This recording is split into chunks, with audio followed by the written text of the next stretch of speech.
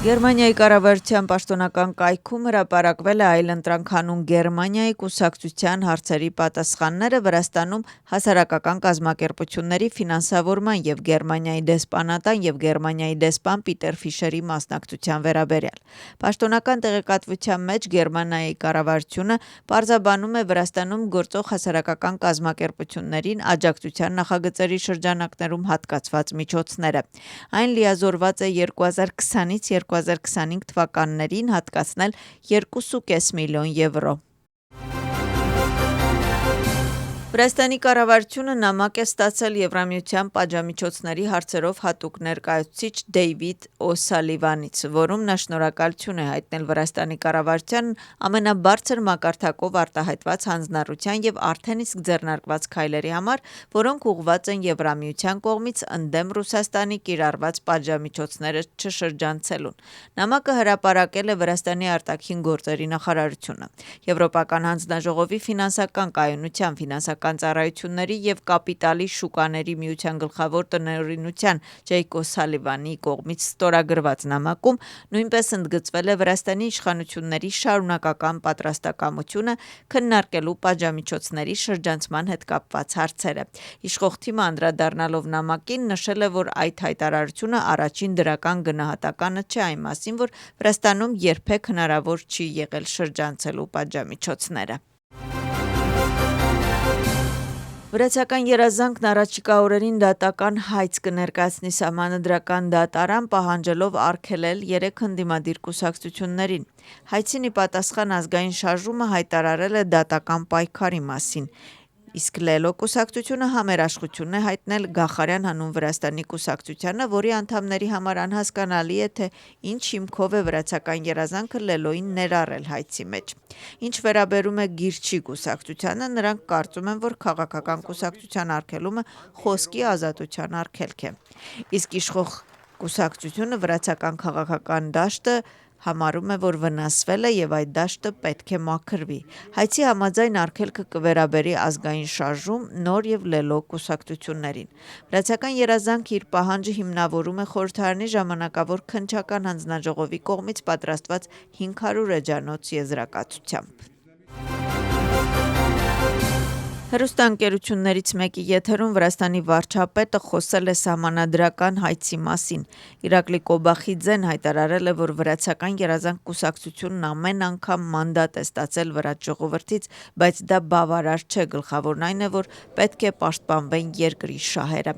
Վարչապետի խոսքով ընտրություններում հաղթանակը վերջին հաշվով իշխող թիմին հնարավորություն չի տալիս երկրում հաստատել լիարժեք քաղաքական ժողովրդավարական համակարգ, և այդ պատասխանատվությունը հաշվի է առնվել սահմանադրական հայցը պատրաստելիս։ Թբիլիսիի քաղաքային խորհրդում անցկացվում է քաղաքային խորհրդի 8-րդ գումարման առաջին նիստը։ Առաջին նիստը կբացի կենտրոնական ընտրական հանձնաժողովի նախագահ Գյորգի Կալանդարաշվիլին։ Դրանից հետո, մինչև քաղաքային խորհրդի նոր նախագահի ընտրությունը, նիստը կվարի քաղաքային խորհրդի ամենատարեց անդամը։ Այսօր կընտրվի քաղաքային խորհրդի նախագահը, որը կառաջադրի տեղակալներին։ Կընտրվեն նաև հանձնաժողովների նախագահները։ Հոկտեմբերի 4-ի ընտրությունների արդյունքում մայրաքաղաքի Սակրեբուլոյում ներկայացուցիչներ ունեն 4 կուսակցություններ։ Դրանք են Վրացական երազանքը 45 մանդատով, Լելոն և Գիրչին 2-ական, իսկ Պահպանողականներ հանուն Վրաստանին 1 մանդատով։ Վրաստանի 64 մունիցիպալիտետներում նորընտիր քաղաքապետերն ու սակրեբուլոները սկսել են իրենց գործունեությունը։ Հոկտեմբերի 4-ի տեղական ինքնակառավարման մարմինների ընտրությունները կրկին ցույց տվեցին վրաց ժողովրդի քաղաքական իմաստությունը և նրանց նվիրվածությունը երկրի ապագային։ Այս մասին սոցիալական ցանցում գրառել է Վրաստանի խորհրդարանի նախագահ Շալվա Պապուաշվիլին։ Շալվա Պապուաշվիլին շնորհակալություն է հայտնում բոլոր ընտրողներին անկախ քաղաքական ճաշակից և մաղթում է բոլոր քաղաքապետերին և Սակրեբուլոյի անդամներին հաջող աշխատանք ի շահ իրենց մունիցիպալիտետների։ Այսօր Գորիում տեղի ունեցավ Գորիի մունիցիպալիտետի խորհրդի առաջին նիստը։ Նիստում խորհրդի նախագահ ընտրվեց խորհրդի անդամ Մարլեն Նադիրաձեն, ով էլ ընտրեց տեղակալներին։ Գորիի մունիցիպալիտետի խորհուրդը ունի 40 անդամ, որոնցից միայն 2 տեղակալներն են ներկայացնում ընդդիմադիր կուսակցություն։ Տեղի ունեցավ Զուգդիդիի նոր ընտիր մունիցիպալ խորհրդի առաջին նիստը բացեց Զուգդիդիի թիվ 67-րդ շրջանային ընտրական հանձնաժողովի նախագահ Միրանդա Մեսխին։ Նա խորհրդի անդամներին ներկայացրեց հոկտեմբերի 4-ին կայացած տեղական ինքնակառավարման մարմինների ընտրությունների արդյունքները։